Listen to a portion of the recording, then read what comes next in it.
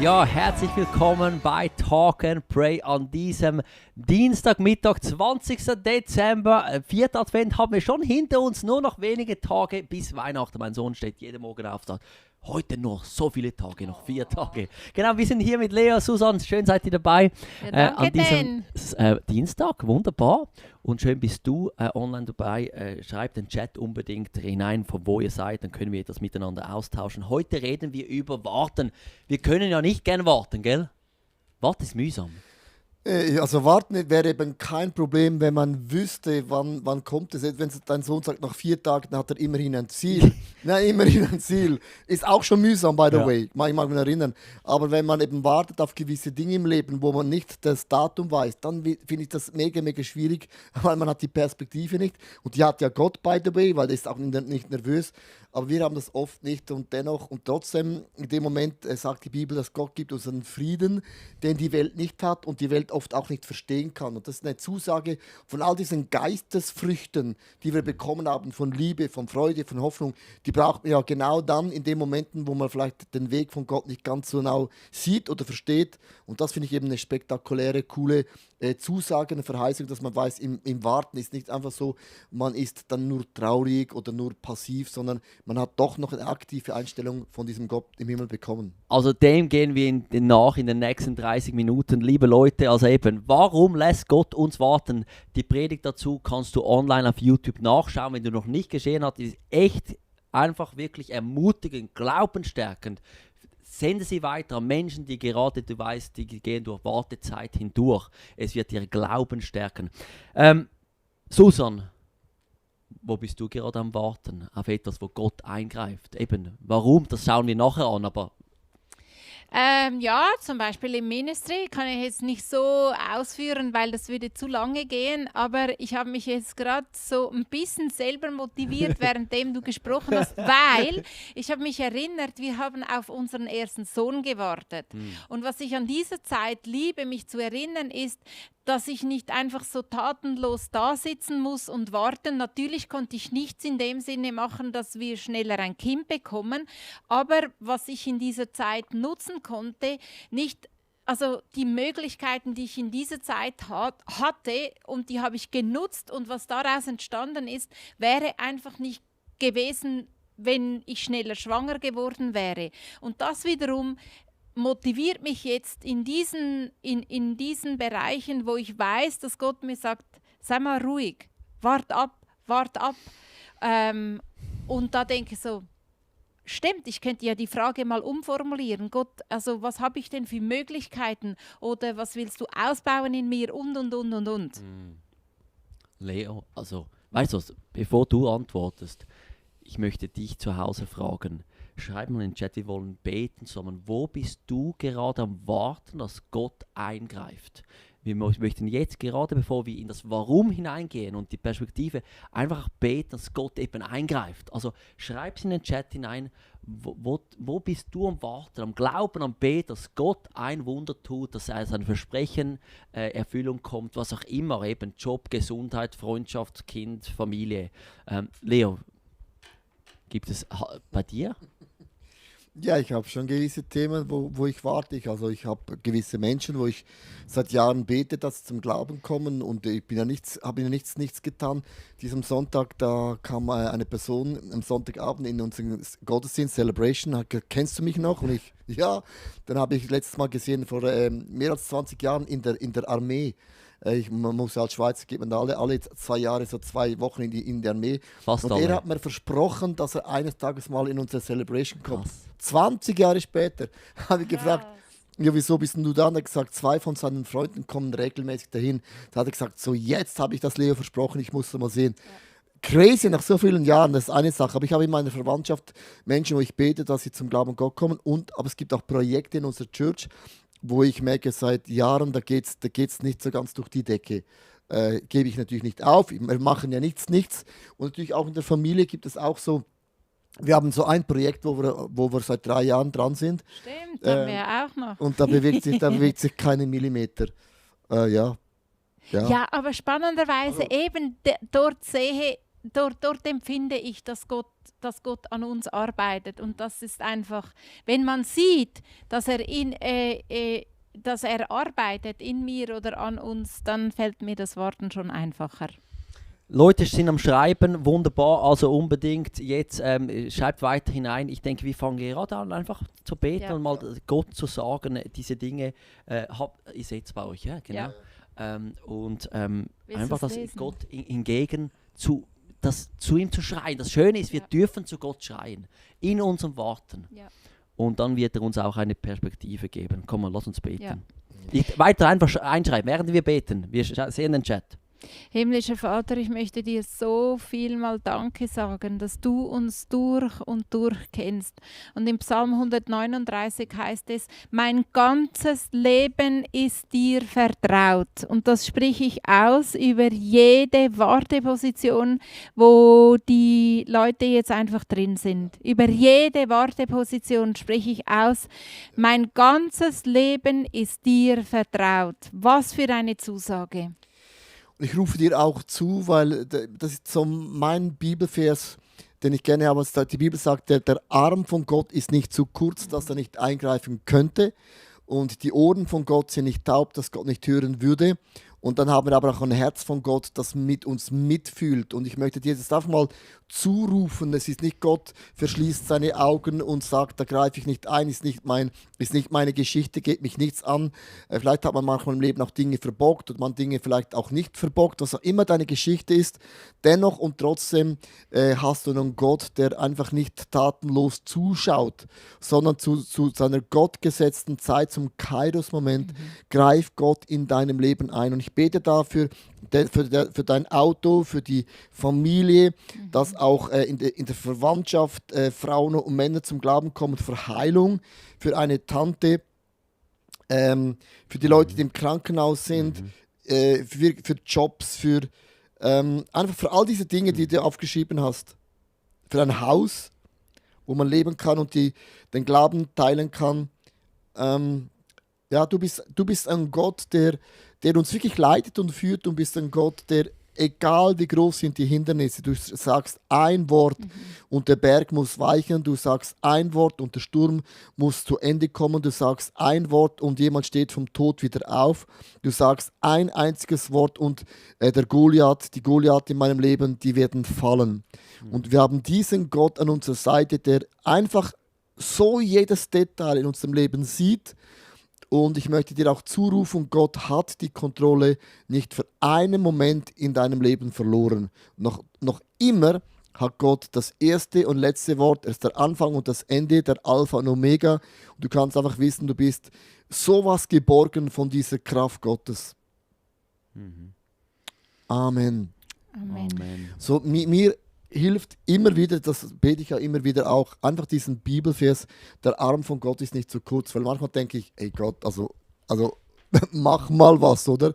Oder manchmal das Gefühl, hey, Gott hört gar nicht zu, stimmt nicht. Also die Ohren Gottes sind nicht taub und der Arm von Gott ist nur kurz, das heißt im Alten Testament kommt der Bibeltext und das bedeutet für mich, dass Gott eben auch Dinge vielleicht manchmal auch zulässt, wir werden auf diesen Punkt kommen, weil Gott etwas in uns bewirkt. Und es ist ja so, auch im Alten Testament hat Gott oft auch Dinge zurückgehalten.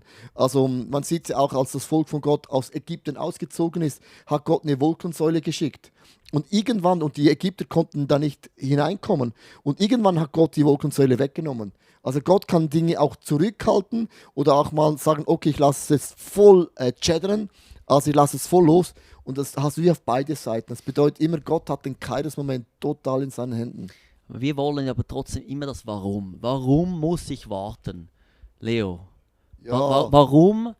Warum lässt Gott mich warten? Was macht er in der Wartezeit? Ja, er macht schon etwas. Also er macht ja immer etwas. Also es ist ja nicht einfach so, dass wir passiv warten. Und natürlich, ich finde es ja immer cool, dass man das Leben reflektiert. Ich finde es auch immer mega wichtig, dass man sich Fragen stellt. Ich finde die Warum-Frage nicht per se falsch. Es kann ja sein, dass ich was falsch in meinem Leben gemacht habe. Es kann ja sein, dass ich auf etwas, was Gott gesprochen hat, einfach nicht gehört habe oder ich wollte es nicht umsetzen oder ich habe es nicht gemacht. Ich finde diese Fragen, die die muss man sich stellen. Aber wenn man dann merkt, doch, nein, beides von dem trifft nicht zu. Also ich hatte Glauben, ich habe nichts falsch gemacht. Ich denke jetzt mal bei Maria und Josef, die haben ja nichts falsch gemacht. Und Josef wollte die Verlobung stillheimlich auflösen. Ich finde die Fragen, warum sollte man sich stellen? Aber wenn man dann merkt, es gibt kein Thema, das aufploppt, dann muss man sie auf die Seite schieben und sagen, Gott macht etwas, was ich nicht weiß und ich nicht verstehe. Und der macht im Hintergrund etwas, was dann irgendwann Gott die Fäden zusammenzieht und dann kommt das Wunder zusammen. Also man sollte nicht grübeln, aber man sollte auch nicht einfach sagen, nee, ich habe mit dem auch nichts zu tun. Also immer reflektieren finde ich ein wichtiges Thema, aber nicht grübeln, nicht graben stundenlange, sondern der Heilige Geist deckt es auf. Du hast ja auch, mein Susan, du hast es ja, du hast es gut gesagt, du sagst immer, ich warte nicht auf die nächste Season.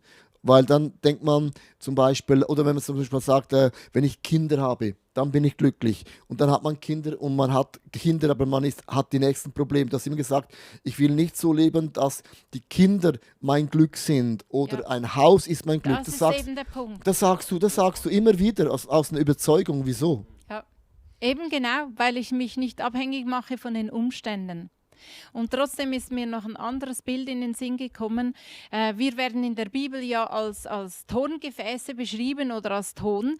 Und ich habe mal an einer Ladies Lounge über die 7 Schritte in der Tongewinnung gesprochen. Und der erste ist, du wirst ausgegraben. Und der zweite Schritt ist, also der ausgegrabene Lehm, der wird auf einen Haufen vor der, sagen wir, Töpferhütte geworfen und wartet dort 2 Jahre. Diesen Punkt habe ich nie verstanden. Ich habe gedacht, das macht keinen Sinn, ich lasse den weg, weil ich verstehe nicht, warum du den Ton ausgräbst und du lässt ihn einfach dort lagern. Er wird der Hitze, Kälte, Frost und Wasser und Winter und Trockenheit alles ausgesetzt. Weißt du, was dann passiert?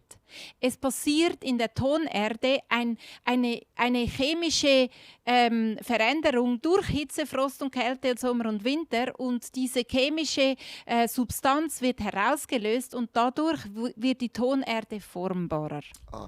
Ein wunderschönes Bild, wenn man nicht im Warten ist. Ich sage immer, nein, ich weiß. Das motiviert mich. Es gibt eine Perspektive im Warten, das wollte ich damit sagen. Mir gefällt es. Ja, mir gefällt es auch. Und dennoch und trotzdem, ich warte einfach nicht gern. Ich finde Warten so schwierig. Ist mühsam. Und wenn man dann natürlich zurückschaut, ist es schon klar, es ist eine Motivation, aber manchmal im Warten drin hat man manchmal so, mir geht es so manchmal so ein bisschen die Schnauze voll. Aber Gott ist ja am Werk im Arbeiten, gell? Ja, absolut. Da möchtest du der Bibelstelle, also wir haben den Matthäus, wollen wir den zeigen, den kurz, von der Geschichte. 1, Vers 20b. In der Bibel, die haben auch gewartet. Ja, Matthäus 1, Vers 20 bis 23. Denn das Kind, das ihr erwartet, ist vom Heiligen Geist. Sie wird einen Sohn zur Welt bringen, den sollst du Jesus nennen, der Herr rettet. Dies alles geschah, damit sich erfüllte, was der Herr durch seinen Propheten vorausgesagt hatte. Die Jungfrau wird schwanger werden und einen Sohn zur Welt bringen. Den wird man Immanuel nennen. Immanuel bedeutet, Gott ist mit uns. Krass, Gott ist mit uns. Ich glaube, das ist so der matchentscheidende Satz eigentlich. Also, ich meine, Gott hat ja ihr Leben komplett auf den Haufen, auf den Kopf gestellt, nicht auf den Haufen, auf den Kopf gestellt. Da war ja nichts mehr gemäß ihren Plänen. Und die hatten ja viele Herausforderungen erlebt. Aber ich finde es cool, dass man weiß, du hast einen Gott, der ist mit dir in diesen Situationen, wo du wartest. Und dennoch, für mich ist es so, auch wenn ich das weiß, ich bin mega ungeduldig. Es ist einfach mein Problem, das ich habe. Ich kann fast nicht warten. Und das ist für mich ein Challenge. Auch wenn ich weiß, zum Beispiel in 2 Jahren wird Gott ein Wunder machen. Wir haben zum Beispiel eine Wohnung gekauft. Und von dem Tag, wo wir sie gekauft haben, bis wir eingezogen sind, ist das 3 Jahre? Ja. 3 Jahre vergangen. Und ich habe am Anfang gedacht, das ist ja mega easy, das ist eine Perspektive. Aber das erste Jahr war easy. Und dann im 2. Jahr beginnst du die Möbel auszusuchen. Und nachdem du es ausgesucht hast und die Platten und die Farben, dann kam die schwierigste Phase, weil du bist in den Gedanken in der Wohnung und dann haben wir nochmals über ein Jahr warten müssen. Und das fand ich mega schwierig, obwohl du das Timing gewusst hast. Was hilft euch oder was erlebt ihr in eurem Leben, aber vielleicht könnt ihr das auch weitergeben für andere, wenn du in der Wartezeit bist? Du weißt vielleicht, Gott ist am Werk, du siehst es aber nicht. Im Hintergrund, er ist ja always working. Aber was gibt es für Dinge, die euch helfen, Glauben und Vertrauen zu behalten? Also bei diesem Beispiel zu bleiben, hat mir geholfen, mit Gott ins Gespräch zu kommen. Und er hat mich gefragt, warum möchtest du denn jetzt schon unbedingt in die neue Wohnung? Was erhoffst du dir davon? Oder? Was erhofft man sich von dem, worauf man wartet? Das ist eine allgemeine Frage. Was erhofft man sich von Kindern? Was erhofft man sich von einem neuen Auto? Was erhoffen wir uns von diesem neuen Projekt? Was erhoffen wir uns von der neuen Wohnung? Und das war für mich ein Schlüsselerlebnis, weil ich realisiert habe, für das muss ich ja gar nicht umziehen. Für das, was ich mir von der neuen Wohnung erhoffe, das kann ich jetzt schon am alten Ort leben. Und das ist einfach diese Befreiung, die ich uns allen von Herzen wünsche. Dass wir, weil das heißt nicht, dass ich mir dann zum Beispiel jetzt Kinder nicht trotzdem wünsche, aber es gibt noch so viel mehr, wo mit dem Kinderwunsch zusammenhängt. Und wenn ich mir bewusst werde, warum wünsche ich mir Kinder, gibt es vielleicht Dinge, die ich jetzt schon tun kann, die diesen Wunsch unterstützen oder die Möglichkeiten, Dinge schon jetzt aufzufüllen. Und diese Variationen, die liebe ich einfach. Was ist jetzt, wenn du so richtig krank bist und du bist, wie funktioniert das da dann? Wenn ich krank Ja, bin. und ich sehe die Heilung nicht. Das ist okay, dass ich jetzt da noch nicht, also was wünsche ich mir davon, wie kann ich das jetzt schon erleben? Also bei Krankheit finde ich das immer noch eine andere Nummer als jetzt eine Wohnung, ein Haus, ein Job, alle diese Dinge. Materielle Dinge. Muss ich dir ganz ehrlich sagen, ich finde das immer, da möchte ich immer ein bisschen trennen, weil der Rest finde ich auch so, da kann man eine Einstellung entwickeln und sagen, ja, ob ich jetzt hier wohne oder da wohne, macht keinen Unterschied. Aber wenn man zum Beispiel leidet mit Bulimie oder man hat Migräne oder man hat sonst eine Krankheit, die einfach nicht weggeht. Und ich habe auch Freunde, die haben gewisse Krankheiten bekommen oder sage jetzt mal Gelenkschmerzen, was immer, können nicht mehr Sport machen, dies und jenes nicht mehr machen. Da muss man dann vielleicht das Leben umstellen oder neue Dinge entdecken. Aber wenn es eine schwerwiegende Krankheit ist, wo man merkt, das wird immer schlimmer, dann unerträgliche Schmerzen und. Und das ist dann wieder eine Dimension, wo ich dann wieder sagen würde, ist eine andere Nummer. Und da kommt man dann halt immer die Geschichte in den Sinn von eine Frau, die ging Turmspringen und hat das Genick gebrochen. Johnny heißt die Eriksen. Und die ist querschnittsgelähmt und ist im Rollstuhl. Und die hat gesagt, jeden Tag bete ich für ein Heilungswunder, weil ich will nicht aufhören zu glauben, dass Gott heilt. Aber wenn er mich dann nach diesem Gebet nicht heilt, dann muss ich mein Leben so umarmen, wie es ist. Und das kann man dann immer so sagen, wenn man nicht in der Situation drin ist. Das ist nochmals eine andere Perspektive, aber dennoch und trotzdem, es ist wie ein anderes Setting. Und darum sage ich mal, vieles von Warten, wo ich habe, ist ein bisschen materiell, Freundschaften, das kann man irgendwie lösen. Eine Krankheit finde ich immer eine andere Schuhnummer für mich. Du hast ja ein wunderbares Elo gebracht. Wir möchten nachher kurz ein Video zeigen, was mich auch ermutigt hat in so einer Wartezeit. Egal, was es jetzt sogar ist, kann ich ja plötzlich anfangen, merke ich sehe, dass Gott nicht am Arbeiten ist. Also ich verliere den Glauben, dass er am Arbeiten ist, dass er etwas tun kann. Das Möglichkeitsdenken, von dem du sprichst. Und da ist ja auch in meinem Leben sind Freunde so entscheidend. Und ich möchte kurz zeigen für euch online, einfach an der Bild von Leo, von der Message, wie entscheidend gute Freunde in dieser Zeit sind. So, lass uns worshipen. Lass uns die Bibel lesen. So, kennst du das Land? Und komm! Und merkst es, du kannst machen, was du willst und du wirst nicht on fire. Wer kennt das? Mega mühsam. Und darum, liebe Frauen und Männer, hat Gott immer, wenn du wartest und enttäuscht bist, schickt Gott Engel. Er schickt andere Frauen und Männer in deine Small Group und während du versuchst zu brennen, sagen sie, komm, gib nicht auf. Komm, gib nicht auf. Und plötzlich beginnst du wieder zu brennen. So ein eindrückliches Bild. Das mega. hast du wirklich gebracht, Leo. Gratulation. Im Wasser, das sieht man nicht, aber das Feuer war ja im Wasser. Ja, genau. Weil im Warten kannst du enttäuscht werden und Ja. dann kannst du es nicht mehr selber anzünden. Ja. Das ist brillant. Und was mich beeindruckt, ist einfach dieses Bild, was eigentlich aussagt, wenn du im Warten bist, brauchst du Freunde. Und genau dafür möchte ich jetzt beten. Du wartest vielleicht schon jahrelang, eben wie wir besprochen haben, dass du gesund wirst oder auch auf materielle Dinge. Das hat ebenso seine Berechtigung, auf was auch immer du wartest. Und es kommt und kommt nicht. Da möchte ich jetzt einfach bitten, dass Gott die Freunde auf die Seite stellt. Und wir rufen im Namen Jesu Freunde an unsere Seite. Und ich spreche bewusst unsere und meine damit alle diejenigen, die jetzt in dem Moment zuhören und die auch später noch zuhören werden. Ich rufe im Namen Jesus diese Elisabeths an die Seite, wie sie bei Maria gewesen ist, bis vielleicht ihr Umfeld geglaubt hat, dass das Kind wirklich vom Heiligen Geist ist, diese Wartezeit, bis die Geburt kam und. Ich rufe diese Freunde an unsere Seite und ich bitte dich, dass du jetzt durch die Reihen gehst und, Heiliger Geist, uns die Augen öffnest, dass wir die Möglichkeiten sehen und die Menschen, die du einfach in unser Umfeld gestellt hast, für diese Season vom Warten. Amen. Amen.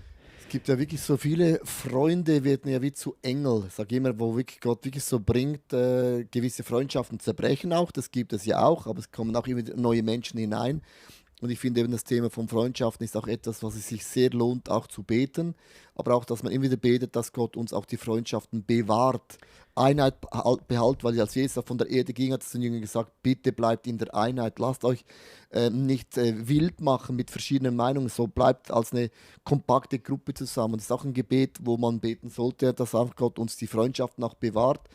Dass nicht manchmal so Randthemen oder Gedanken, die man sieht ja nicht alles gleich, aber dass man das stehen lassen kann und immer wieder diese Freundschaft, diese Nuggets eben behalten kann, auch sehen kann. Ja, das finde ich so ein wichtiger Punkt, weil das oft, denken wir, die Freunde sind einfach so wie wir aufgewachsen, aber wir können ja auch gewissermaßen entscheiden, um welche Freunde wir uns begeben.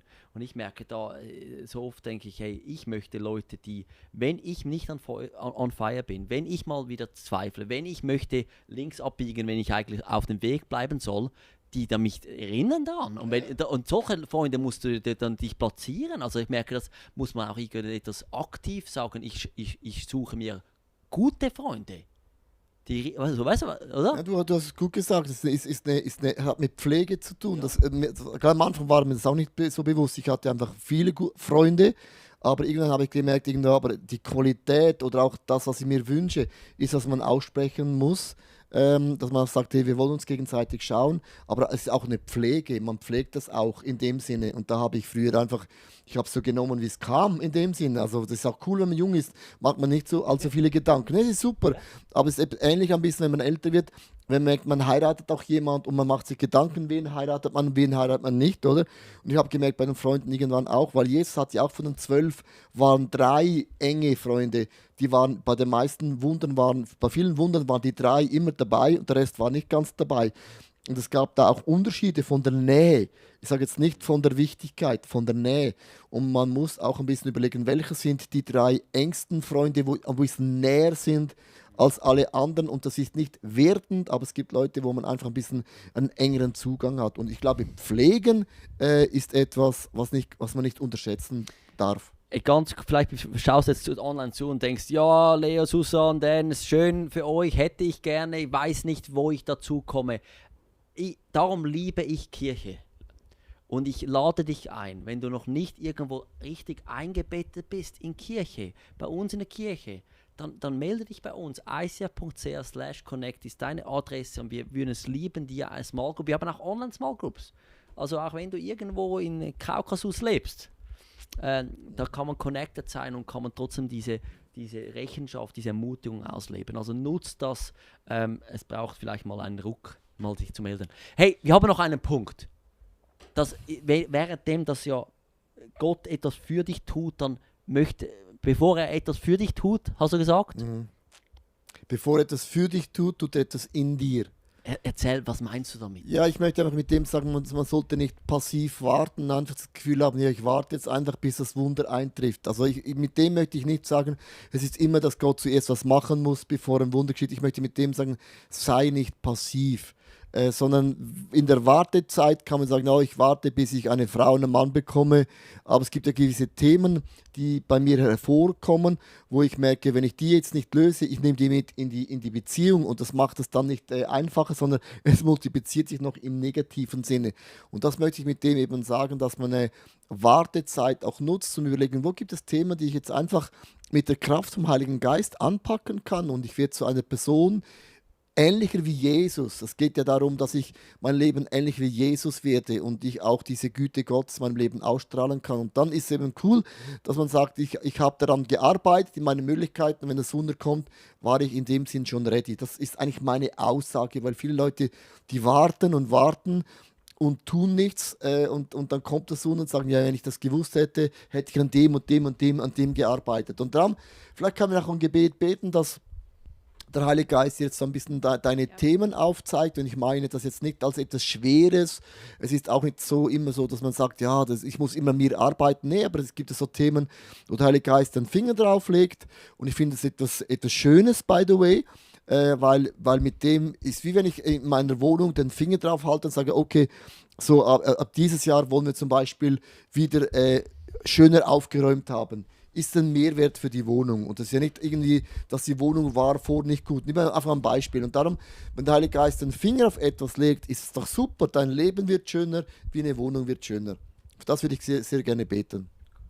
Heilige Geist, ich komme mit meinem Leben zu dir und du bist mein Lehrer, du bist auch mein Rechtsanwalt und du bist auch der mich leitet, begleitet und führt und auch mir eine Offenbarung schenkt. Und während ich jetzt warte in meinem Leben auf ein Wunder, auf eine Freisetzung, auf einen Durchbruch, auf eine Beförderung, möchte ich dich einfach fragen, gibt es etwas in dieser Wartezeit, wo ich nicht einfach im Wartezimmer bin und die Zeit verschlage, bis ich dann dran komme als ein Patient, sondern als ein Bild zu nehmen, ich möchte aktiv warten. Gibt es etwas, wo du einfach jetzt den Finger drauf legst und sagst, come on, das wollen wir zusammen lösen? Und man kann auch gewisse Themen lösen in einem Gebet. Es ist ja nicht immer so, dass man etwas machen muss. Manchmal kann man auch ein Gebet beten. Es kann sein, dass der Heilige Geist dir einen Punkt aufzeigt, wo du vielleicht eine falsche Abzweigung genommen hast oder Heiliger Geist zeigt dir nochmals ein Wort, das ausgesprochen worden ist vor vielen Jahren über dein Leben und du hast ein bisschen so wie vergessen. Es ist so latent noch da, aber irgendwo ganz, ganz weit hinten und der Heilige Geist bringt es nach vorne und sagt zum Beispiel wieder, steh auf, nimm den Glauben wieder in deine Hände oder beginn wieder zu glauben, dass gewisse Dinge möglich sind. Und so kann der Heilige Geist jetzt ganz verschiedene Themen einfach nochmals losieren in uns.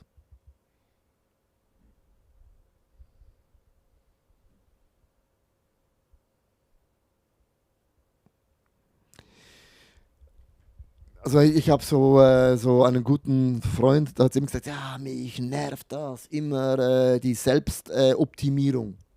Okay, habt ihr das schon gehört? Ja, ja, ja. Ist ein Modewort gerade, Ja, oder? ja, die meisten ist immer Selbstoptimierung, ich habe keinen Bock mehr für das und sagt, ich sehe das eben nicht so. Ich bin ein Tempel vom Heiligen Geist und der Heilige Geist wohnt in mir.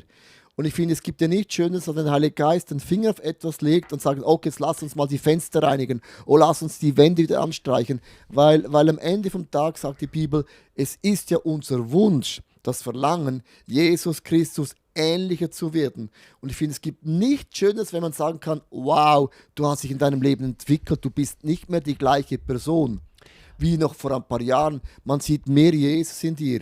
Und das ist mein Wunsch, den ich habe. Das ist Mega. Super cool. Aber ich kann nachvollziehen, je nachdem, was du für eine Persönlichkeit bist, bist du eher sowieso etwas selbstkritisch. Oder es gibt ja Leute, die sind eher selbstverliebt oder selbstkritisch. Und dann denkst du, jetzt bin ich am Warten, irgendetwas habe ich noch nicht richtig gemacht. Also ich kann diesen Link schon verstehen. Aber ich glaube auch, dass es eigentlich eben, dass es diese Frage, dass Gott möchte etwas in uns tun, mir gefällt das, weil es mich aus der armer Dan-Haltung, so meine Opferhaltung herausnimmt, weil es mir sagt, hey, siehst du noch Möglichkeiten? In deiner Wartezeit siehst du noch etwas, das noch Gott tun kann? In dir, durch dich, mit dir, whatever. Das gefällt mir, weil es nimmt uns aus dem Self-Pity, Selbstmitleid hinaus. Und das gefällt mir. Also, du hast ein gutes Vergleich jetzt gebracht mit Self-Pity, man klagt sich an und ich verstehe das. Es gibt ja Leute, Selbstmitleid. es gibt Leute, die natürlich schon vom Selbstwert noch nicht so weit sind, sage ich jetzt mal. Und bei denen hängt jetzt muss ich schon wieder stimmt etwas nicht, das gebe ich dir recht, hängt dann da ganz, ganz, ganz krass rein. Und Leute, die sehr optimistisch sind, sagen, oh, come on, ich kann mein Gebiet vergrößern oder ich verstehe das, ich bin ein möglichkeitsdenkender Mensch. Und darum spielt es auch in meine Karte, weil ich sehe, das Glas ist immer halb voll, es ist nicht halb leer. Und die anderen sehen, es ist jetzt schon halb leer und jetzt kommt das auch noch. Aber da ist eben doch wichtig, dass man eben nicht in diese Opferrolle reinfällt und das Gefühl haben, ich bin nicht gut genug oder ich genüge nicht. Das ist gar nicht der Punkt, sondern ich finde es einfach schön, wenn man sich weiterentwickelt und wenn man sagen kann, wow, du bist nicht mehr die gleiche Person. Ich finde es so schlimm, wenn Leute sagen, ja, du bist schlechter geworden als vor 3 Jahren. Nee, ich glaube wirklich mit der Kraft vom Heiligen Geist können wir uns in das Bild von Jesus Christus mehr und mehr hineinbewegen. Das ist natürlich, ich verstehe das ein bisschen, von welcher Seite kommt man. Bist du da ähnlich, Susanne, oder wie gehst du damit um? Mit Selbstoptimierung. Ja, einfach diese Dynamik. Sie liebt das. Sie ist natürlich, ich bin da, sie ist hier.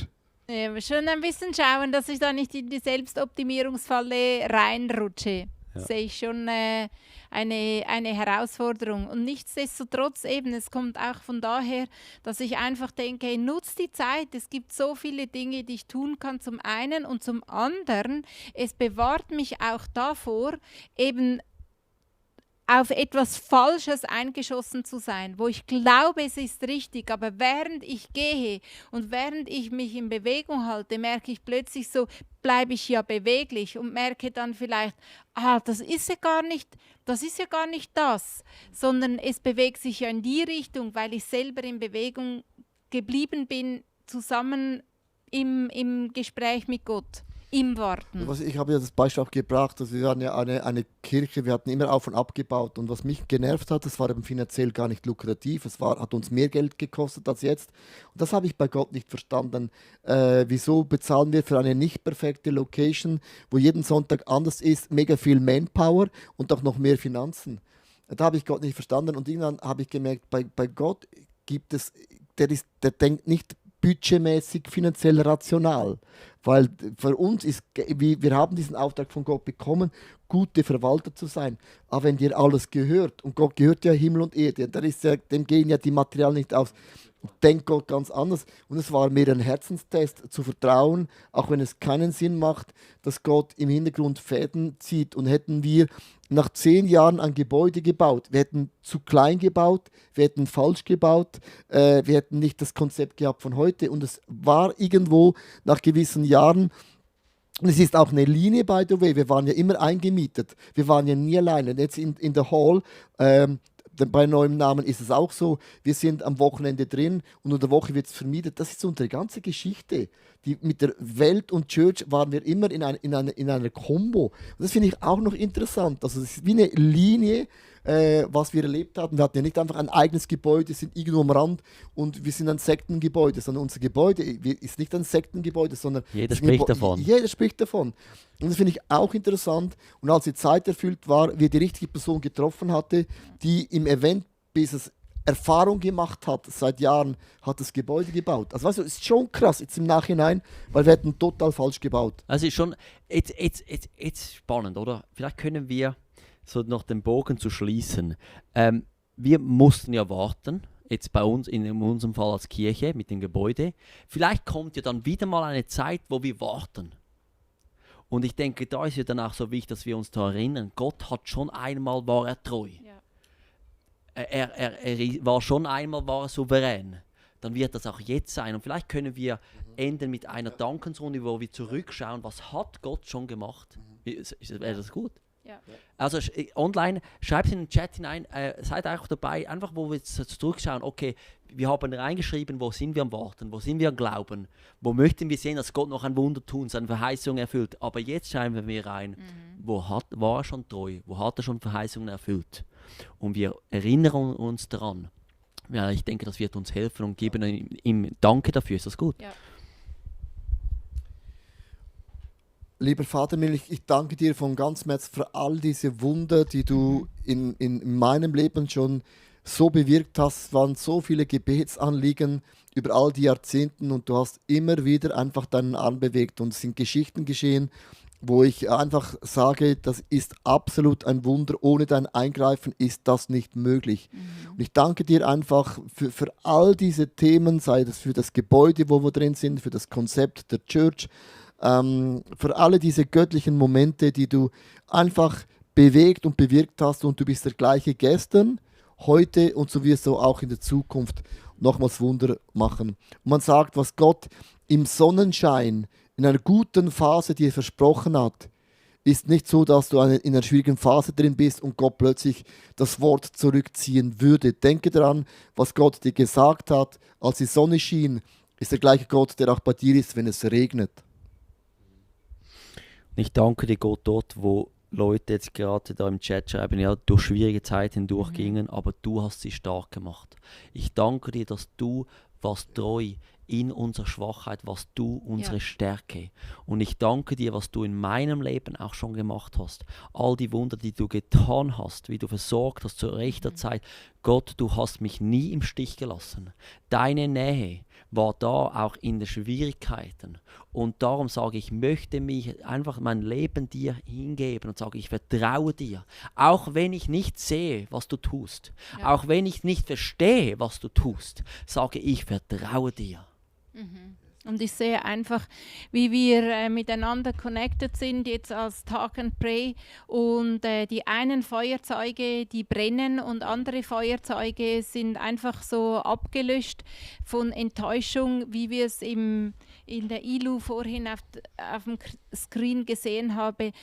Und mit diesem Bild vor Augen möchte ich einfach Galater 6, Vers 9 lesen und uns wieder gegenseitig anstecken lassen, weil da steht, lasst uns also nicht müde werden, Gutes zu tun. Und Heiliger Geist, ich bitte dich, dass du einfach jedem Einzelnen und jeder Einzelne von uns hilfst, dass wir das sehen, was wir Gutes tun können in dieser Wartezeit, weil es heißt, es wird eine Zeit kommen, in der wir eine reiche Ernte einbringen. Amen. Und ich danke dir für die reiche Ernte, die kommen wird und möglicherweise nicht das, was wir gehofft haben, vielleicht nicht das, was wir geglaubt und gebetet haben und trotzdem ist es eine reiche Ernte. Wir dürfen nur nicht vorher aufgeben und wir stecken uns an mit dem Glauben und sagen, wir sitzen im Glauben, im gleichen Boot und wir halten das aus, dass du uns warten lässt, weil wir wissen, du arbeitest für uns, während wir warten und du tust etwas in uns und das gibt uns Perspektive. Und wir sprechen aus, wir werden nicht müde, Gutes zu tun im Namen Jesus. Amen. Amen. Hey, danke vielmals. Was für ein starkes Ende mit diesem Bibelvers. Danke vielmals.